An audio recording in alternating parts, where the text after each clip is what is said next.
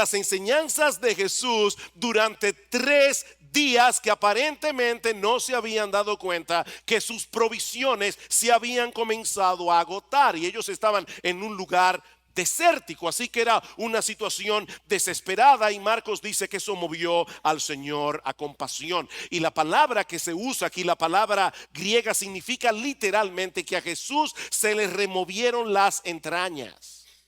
Algunos habían venido desde muy lejos, por lo que no iba a ser fácil para ellos encontrar provisiones. Y Jesús sabía que ellos podían colapsar en el camino. Eso es lo que significa literalmente la palabra desfallecer en el versículo 3. Jesús sabía que ellos iban a colapsar si se iban a sus casas. Y mis hermanos, ¿saben lo que eso nos enseña? Que el Señor Jesucristo es un Salvador compasivo.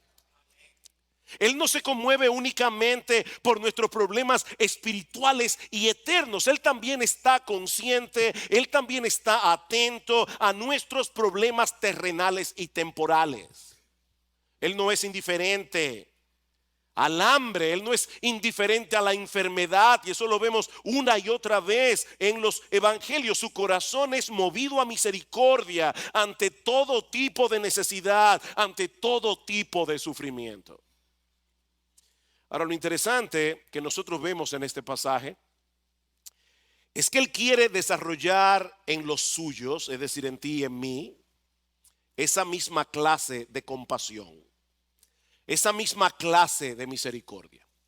Y es por eso que en el versículo 2 el Señor comparte su inquietud con los discípulos. Le dice: tengo compasión de la multitud. Y de paso es la primera vez y la única vez en los evangelios donde se dice eso del Señor de la boca del Señor mismo. O sea, los evangelistas dicen que Él tenía compasión, pero ahora es Cristo el que está abriendo su corazón y dice: tengo compasión. Tengo compasión por esta multitud, porque hace ya 3 días que están conmigo y no tienen que comer. Él comparte esta inquietud con los discípulos, pero mis hermanos, como sucede muchas veces, donde Jesús ve una oportunidad, nosotros vemos un problema. Y cuando vemos el problema, perdemos la oportunidad. ¿Cómo reaccionaron los discípulos? Versículo 4. Sus discípulos le respondieron: ¿y dónde podría alguien encontrar lo suficiente para saciar de pan a estos que están aquí en el desierto? De verdad que hay momentos que uno está leyendo los evangelios y uno saca exclamaciones. Yo no sé tú, pero a veces yo digo: ¿what?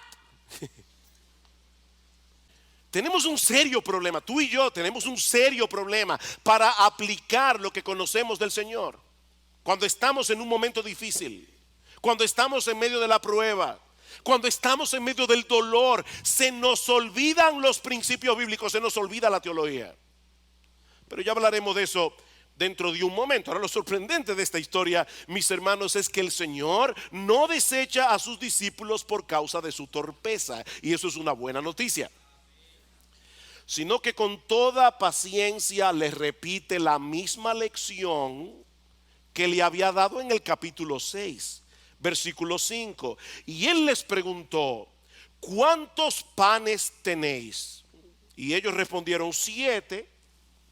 Entonces mandó a la multitud que se recostara en el suelo, y tomando los 7 panes, después de dar gracias, los partió y los iba dando a sus discípulos para que los pusieran delante de la gente, y ellos los sirvieron a la multitud. También tenían unos pocos pececillos, aparentemente sardinas, y después de bendecirlos mandó que estos también los sirvieran. Todos comieron y se saciaron, y recogieron de lo que sobró de los pedazos 7 canastas. Los que comieron eran unos 4,000, y los despidió. Marcos no nos dice cómo fue que operó el poder de Jesús para hacer este milagro, y eso es algo que siempre me lo he preguntado. ¿Sería que al partir el pan crecía el otro pedazo?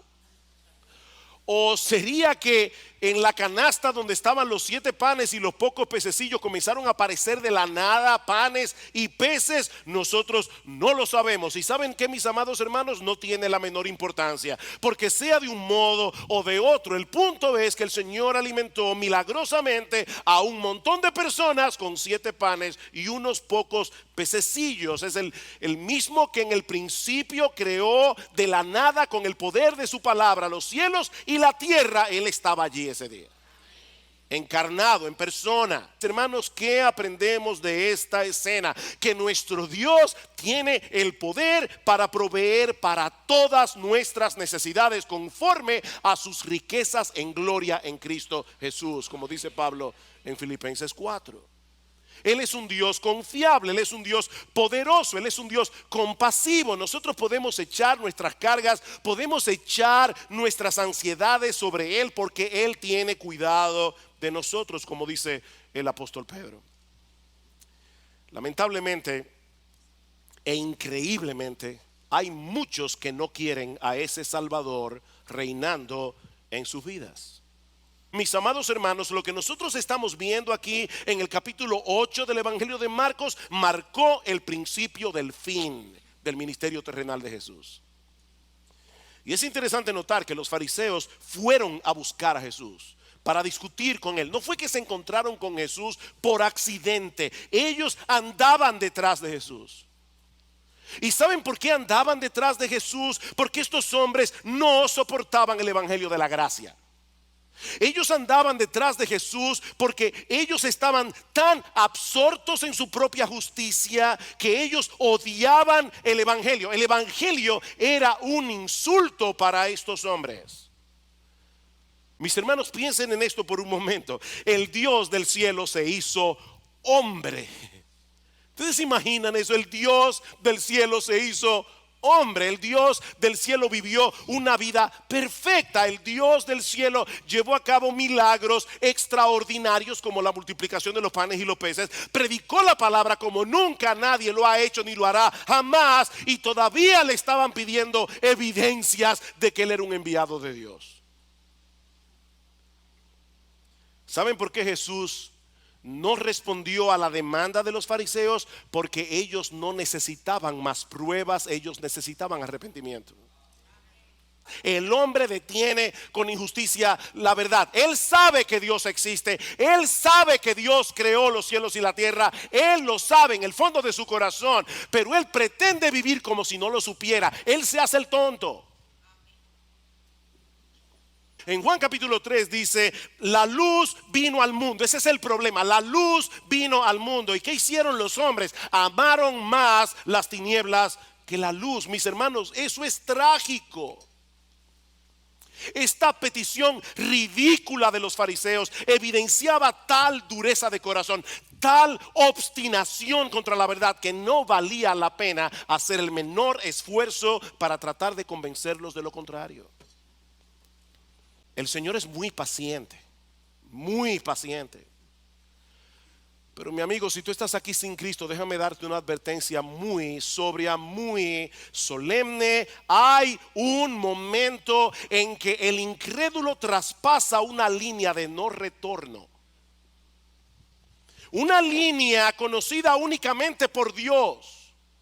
Cuando termina toda oportunidad de arrepentimiento, ese día los fariseos cerraron para siempre las puertas de salvación para ellos. Para siempre. Probablemente no volvieron a ver a Jesús nunca más.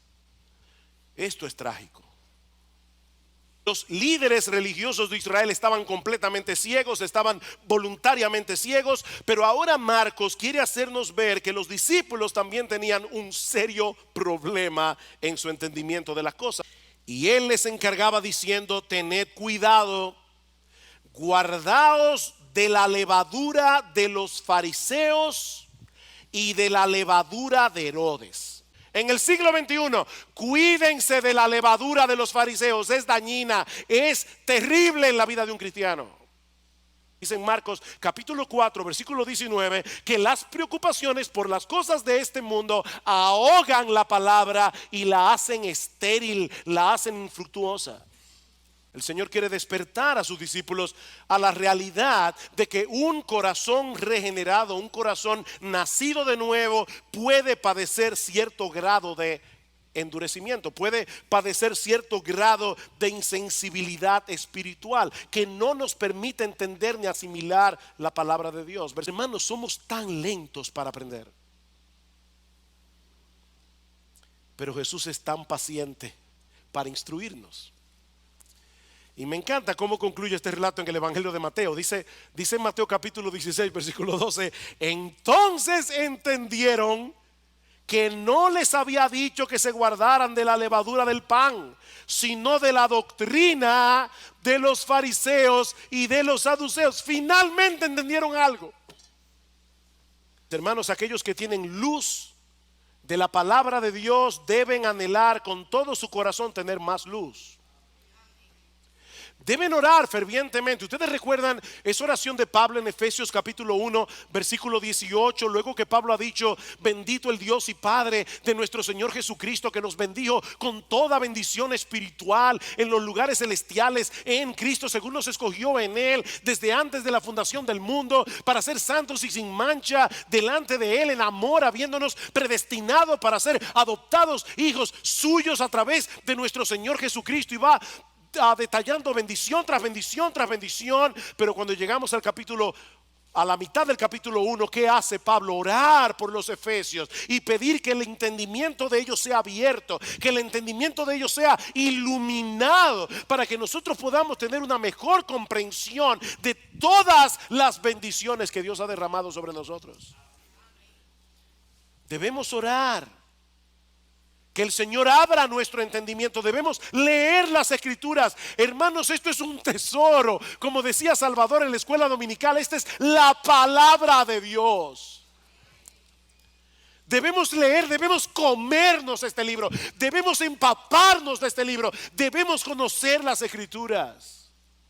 Debemos leer buenos libros que nos ayuden a entenderla mejor. Debemos escuchar la predicación de la palabra con suma atención, en dependencia del Espíritu de Dios, para que la luz de la verdad de Dios despeje las tinieblas que todavía tenemos en el corazón.